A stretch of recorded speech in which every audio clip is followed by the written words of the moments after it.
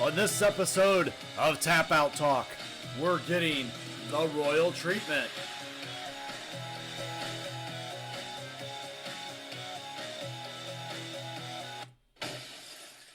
All right, welcome everybody, and this is the Stone Cold Steve Austin Broken Skull Sessions here on Tap Out Talk, and we are going to be covering episode 8 with the royal treatment.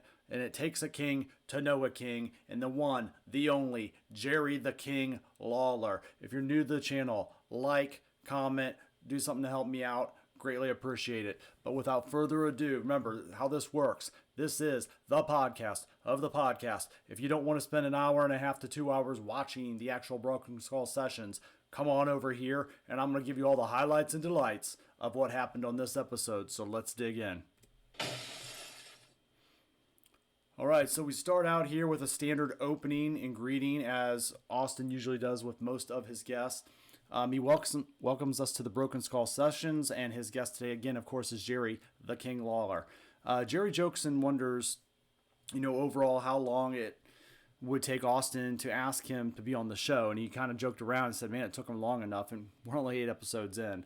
Lawler is celebrating 50 years in the business, and they mentioned that this year has been very different than most. Austin asked Lawler if he can imagine being in the shoes of the current stars dealing with no crowd.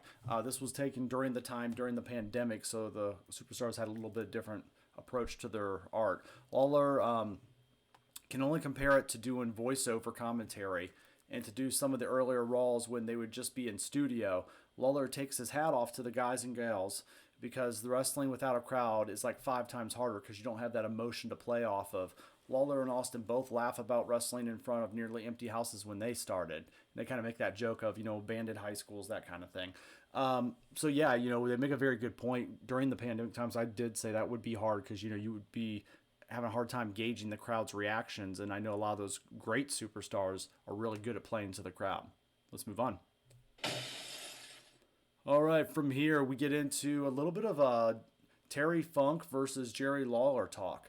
Austin switches a little bit here, and he says about Funk and Lawler, and he wants to bring that up in their famous empty arena match, which was a great transition, talking about just wrestling in an empty arena.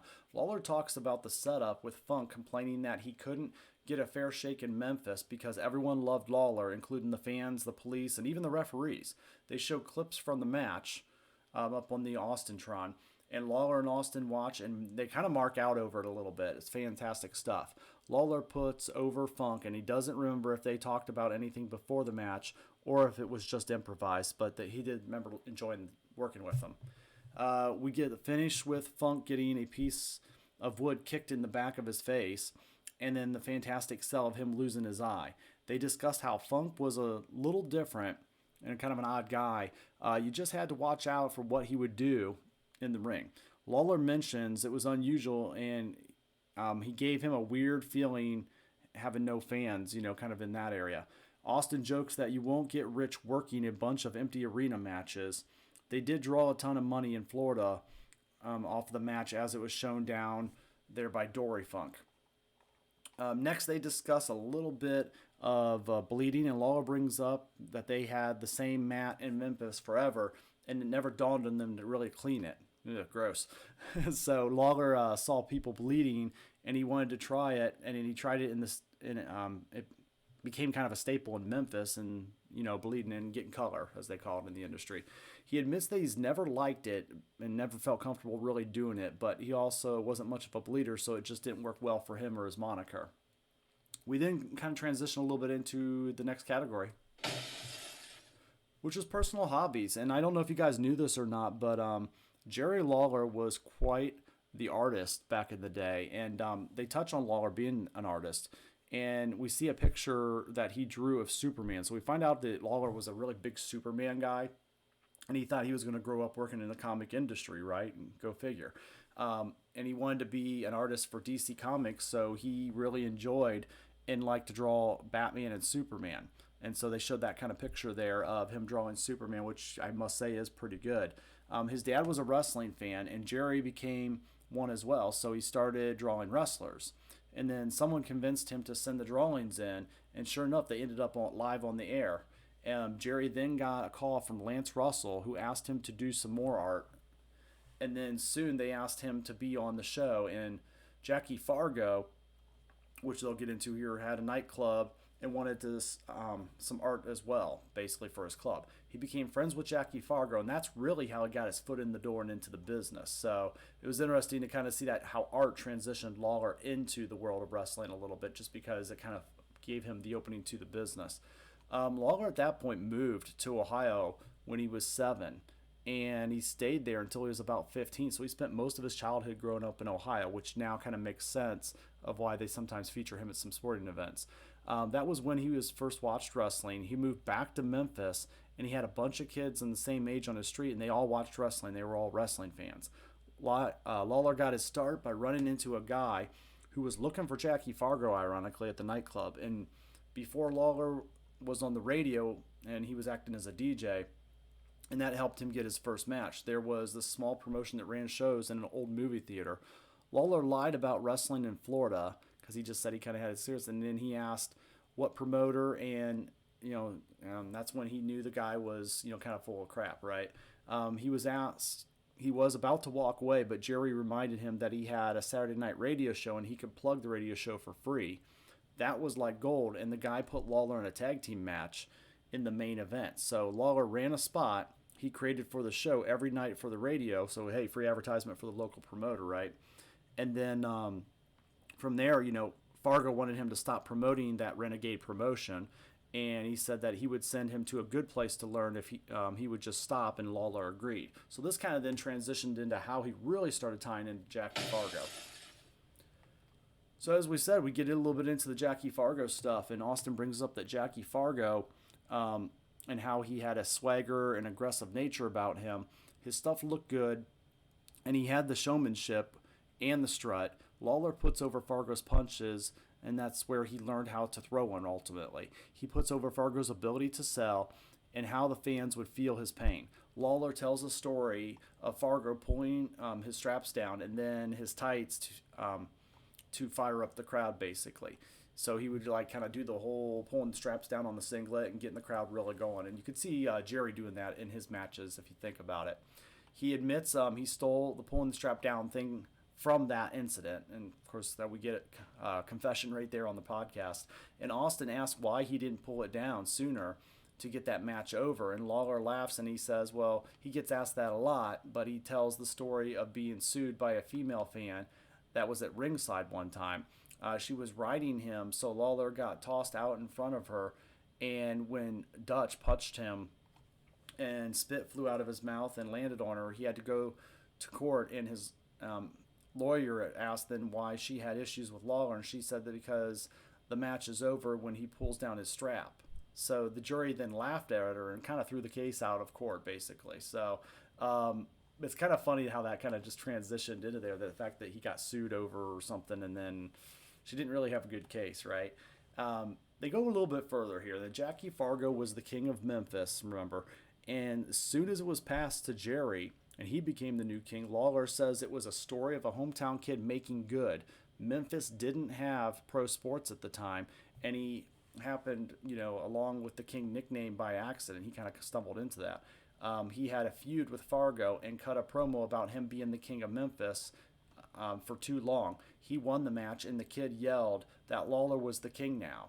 The next show, Lawler ran into Bobby Shane, who had a crown in a robe, and Lawler wanted to borrow it, and he showed up on Memphis TV just to get a little more heat and kind of, because he was the new king, right?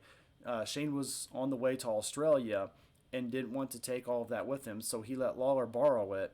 And when Shane came back to get the crown in the robe, he passed away in the plane crash, unfortunately. So, wow, So Lawler kind of, it kind of became this weird perfect storm in a sense. I mean, unfortunately with the passing of Bobby Shane, but then also the fact that, he kind of inherited and the fan kind of made that. And I like that because, the fans, sometimes you got to play to them a little bit and see what they can give you. So let's go to the next.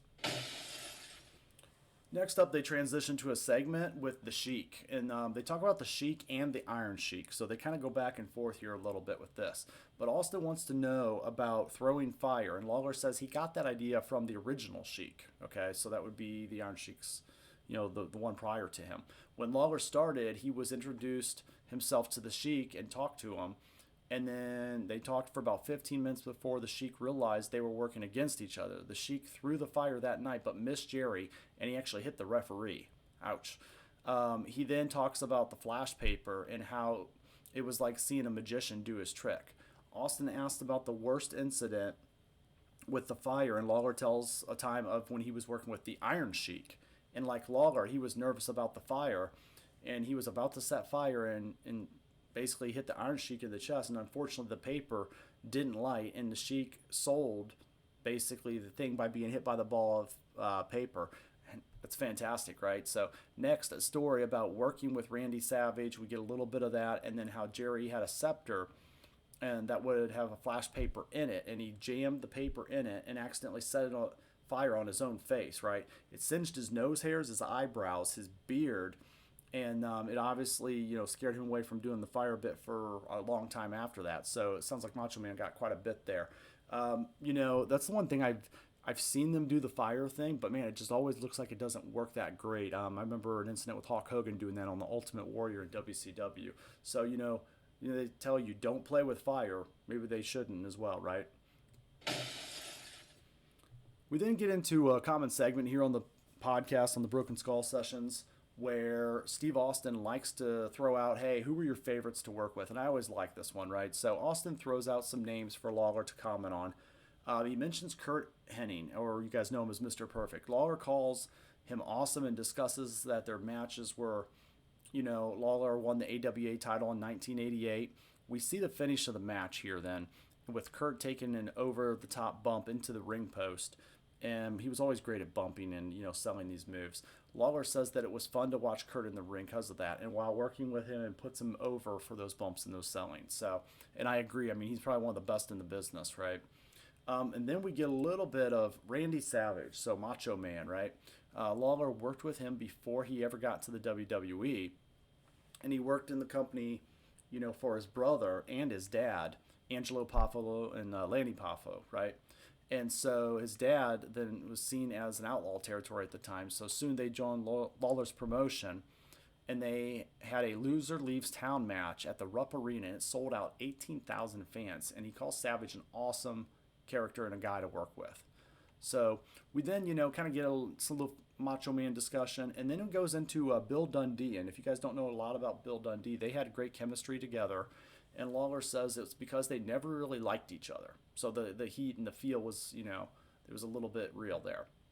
Lawler had a broken leg, so Jerry brought in Bill and pushed him to the top of the card. Lawler came back to reclaim his spot, and it annoyed Bill. They tried to figure it out basically, and believe that they worked against each other over 500 times. One of the best ways to blow off a feud was a hair versus hair match. And as it was the worst thing to happen to a guy right at the time. Nowadays they also talked, and he jokes and says now most people in wrestling are bald, so it's not that big of a deal. But back then, it was a big deal to lose your hair, and it was kind of a thing of shame, right? Lawler beat Bill, who got his head shaved, and then the next week Bill puts his wife's hair against Lawler, and everyone figured Lawler was toast, but the wife ended up getting her head shaved as well. So unfortunately, for this poor guy, Bill Dundee, he not only lost his hair, but he lost his wife's hair. Yikes. All right, you can't talk about Jerry Lawler without talking about Andy Kaufman, right? And this was a famous, pay-per-view or a special event, I guess you could call it. It was Andy Kaufman, a very famous comedian at the time, and Lawler mentions that Taxi was at a highest-rated TV show which he was on, and he got a call from Andy and wanted to come to Memphis to be a wrestler. Andy's entire gimmick in Hollywood came from watching wrestling as a kid, and he told Lawler he recalled Buddy Rogers trying to get people to hate him, but he liked him, and he enjoyed what he was going to do, what he was about to do. Andy hated being called a comedian, and he hated doing the sitcom, and he just wanted to get on stage and make people hate him. He then just wanted to do what he saw heel wrestlers do, and he started working with women because he didn't have to face any men. The idea didn't get over with comedy clubs so much. He pitched the idea to basically wrestling companies, and Vince McMahon Sr. shot it down as he felt the fans would resent them for using an actor. Oh boy, what would he say at today's day and age of the WWE? So Andy was pushed to Memphis, and Lawler jumped all over it, and we see the Kaufman promo right there, and then he teaches Memphis fans about soap, which just was a classic. It was genius too at the time. So after 3 weeks, Lawler saw money. He saw the money train taken off from the station, and he wanted to get the rub. So he pitched working with Andy, promised him that he wouldn't get hurt. Lawler tells us basically how he pieced the match together, and everything went over with Kaufman. They show clips from the match, and man, do I miss crowds being at those shows, at that time when I was thinking this, right? And then even the small ones. Andy then, Kaufman was hit with multiple pile drivers, and then Andy, of course, he wants an ambulance. Lawler said to tell him no, and it cost over $300. Kaufman said that he would pay for it, and Lawler gave the okay. So it was Kaufman who put himself in traction, and it never, he basically never took off the neck brace after that, right? So he really played into that and built the character. The Letterman show came next, and that was Kaufman's idea, and Lawler was all over it. He said every bit of it was done on the fly, and they were told to be a little heated with each other. And then the second segment, they would apologize to each other, and then Andy would, basically go sing at the end of the segment. Lawler agreed, and then Andy called him to his room, and Lawler told him that once they made up on TV and they couldn't wrestle in Memphis anymore, Andy agreed and wondered what would happen if Lawler slugged him. Lawler was worried that they wouldn't show it and that he would get arrested, basically. So they went outside, or they went out on the stage thinking that they were going to go with the original plan, and everything went away. When it went away, basically, it should, until Andy didn't apologize. Then the segment started running longer, and Letterman was getting a little worried, and he realized that things were going off the tracks. He was ready to pitch to another break, so Lawler just hauled off and slapped Andy in the face, right on the Tonight Show, right? And then knocking him off of his chair. Watching it back, Lawler says he feels like he is watching someone else in that spot. The slap was so epic, and Andy said he was going to come back and start cursing. Everyone in the studio was in shock, including Dave Letterman, the host. And then it seems Letterman said that it was one time where he felt like he ever lost control of his overall show. Kaufman's curse filled tirade is fantastic, and then he apologizes for it, and then he goes back into cursing like a madman, and it was just amazing. So it just looked all over the place. And I mean, guys, this is back in the day what you'd call a publicity stunt, right? This is the definition of one of the biggest publicity stunts in wrestling history, right? Which led to Kaufman versus Lawler and this whole great rivalry that you guys may have not known of because it was maybe a little before your time. But if you do remember it, you do remember how impactful this was to the wrestling business. So we go a little bit further with some Andy Kaufman stuff. So years later, there was an actor named Jim Carrey, which we all know and love. And Jim Carrey actually wanted to play Andy Kaufman in a movie called Man on the Moon. Austin brings up the film. And, of course, Jerry Lawler was a part of that. And he was filming Man on the Moon. And Lawler's issue with Jim Carrey really was that Lawler says that the problem was with the movie was Jim Carrey really was the issue with the movie. Lawler asked the director if Carrey knew that he and Kaufman were really great friends, and the director just said Carrey was the 100-pound gorilla he was stuck with. Lawler thinks that Jim just got into a character and because of his method acting, and he didn't really do a lot of work into getting to know Andy Kaufman. Lawler was in awe, being in Hollywood and seeing the sets, and as he was looking around, a glass jar of juice came flying at him as Carrey was screaming at him. The director tried to explain that he was just method acting, and their first scene together, Jim blew him off, and then Jerry made the mistake of feeding Carrey a line. So it caused Jim to start screaming, and it confused Lawler, and Jim came back, and Lawler, he was right, and he forgot his line. But then they wanted the scene to be shot because he didn't feel comfortable sitting next to this man. So they just didn't gel at all, really. And Jerry thinks Jim just didn't get it. So we've seen a kind of tale of two things here, right? You got Jerry Lawler, who lived the original Andy Kaufman rivalry. You got Jim Carrey, who was plugged into this thing as a studio, right? And they said, okay, great. Here you go, Jim. We got Jim Carrey for our movie because he's the flavor of the Hollywood right now.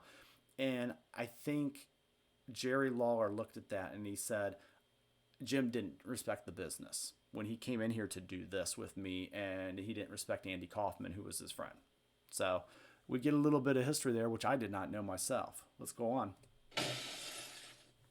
All right, we get into the WWF years, as Vince McMahon would say.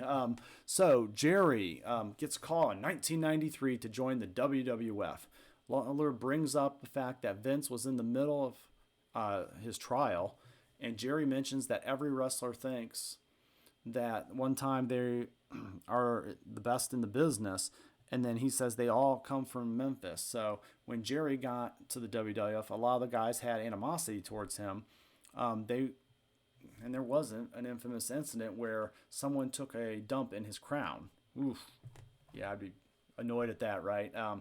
He went to Vince and he said, he understood it, but he could go back to Memphis if needed. And Vince told him it would never happen again. And sure enough, he never had another problem. So a lot of the boys did not want him there originally, right?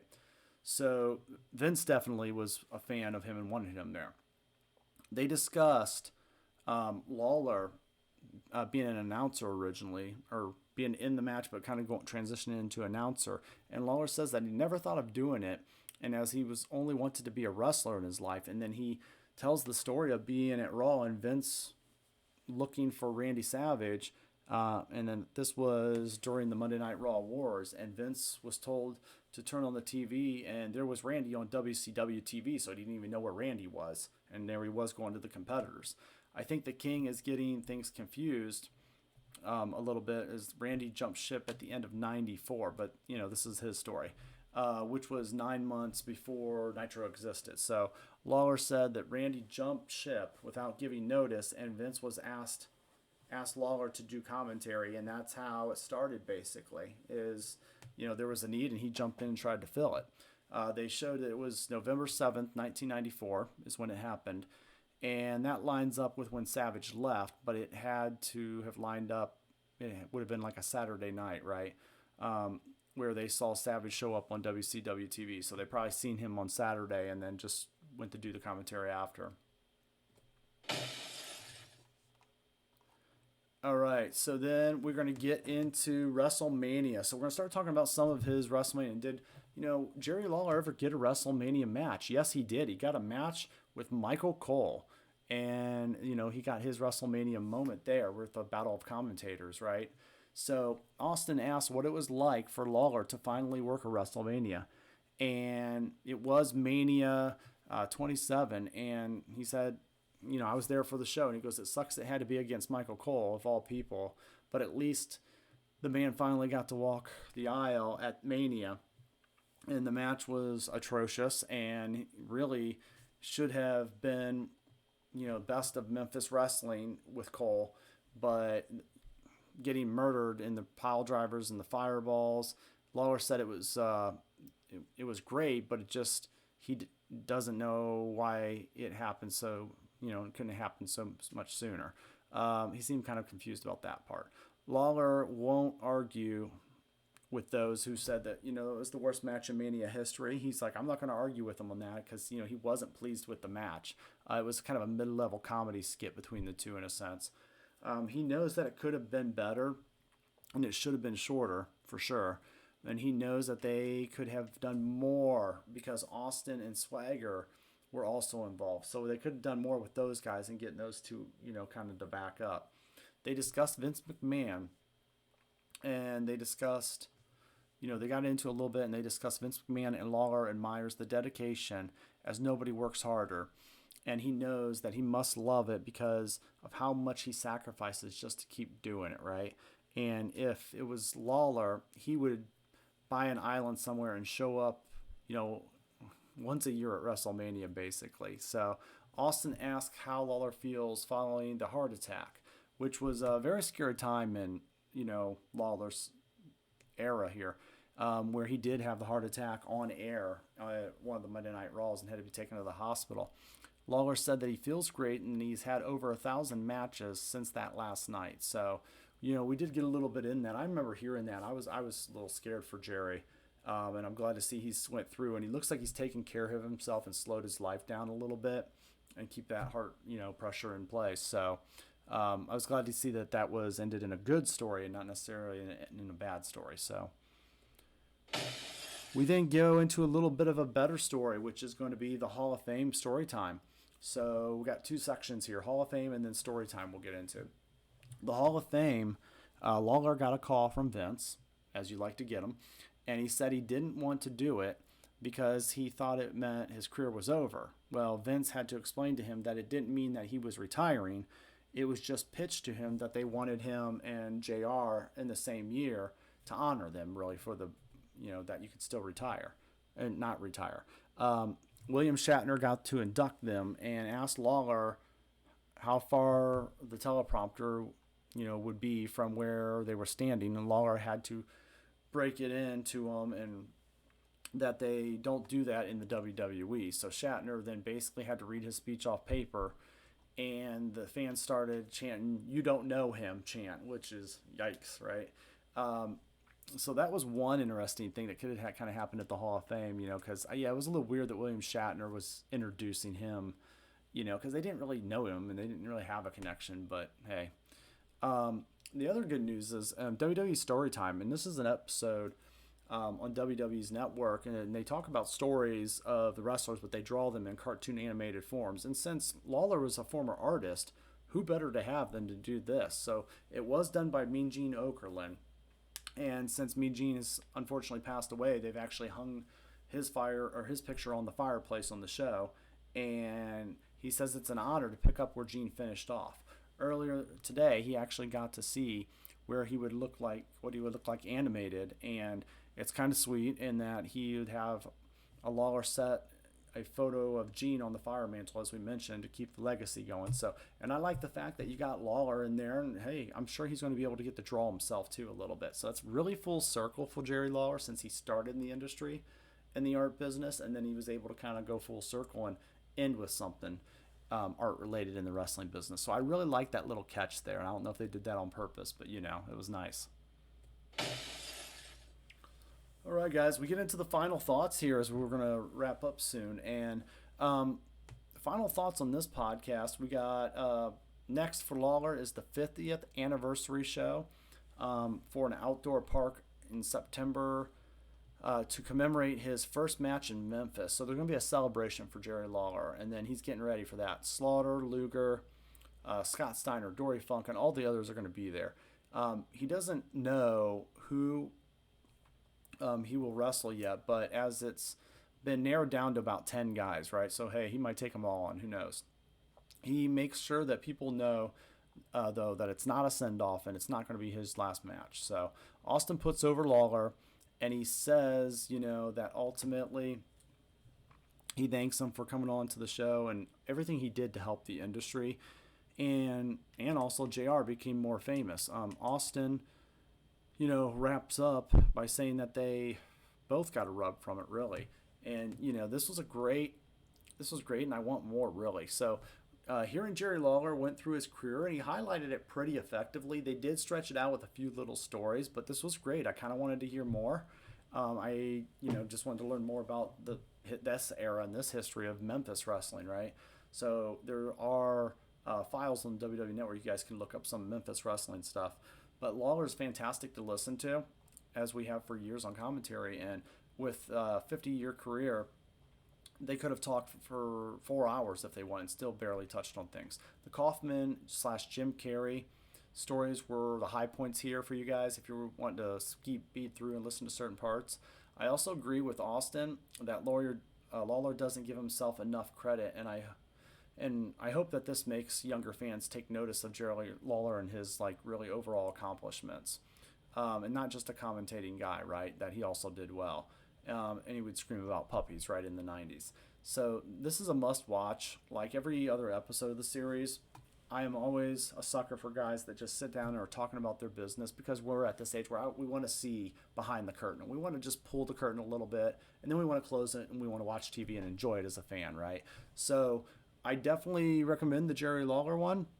It was pretty good pacing, and it felt like it went about 30 minutes, even though it went about an hour and 45 minutes. But, if you don't have that much time, I'm glad you stuck it out here with me today on Tap Out Talk. And I just want to say thank you again. And like, share, subscribe as always. And thank you for watching. And just remember, guys, it's not goodbye. It's game over.